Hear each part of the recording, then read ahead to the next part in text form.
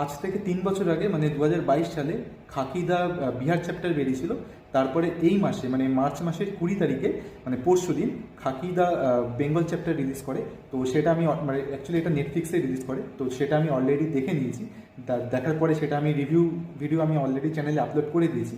তো তোমরা চ্যানেলে গিয়ে দেখো, আগে ভিডিওটা দেখো, তারপরে তোমরা ডিসাইড করবে যে সেটা তোমরা এই সিরিজটা দেখবে কি দেখবে না।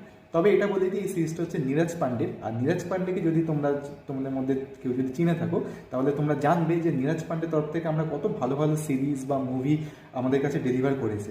তো সেরকম এক্সপেকটেশন নিয়েও তোমরা এটা দেখতে পারো। আমি সেই অনুযায়ী আমি দেখেছি, তো এটা আমার কাছে একটা ওয়ার্থ ইট মনে হয়েছে। তো তোমরা তার আগে চ্যানেলে গিয়ে তোমরা আগে দেখো রিভিউটা। আর যারা প্রথমবার দেখছো তাদেরকে আমি বলে দিই, আমি মাঝে মধ্যে এরকম রিভিউ ভিডিও আমি আপলোড করে থাকি।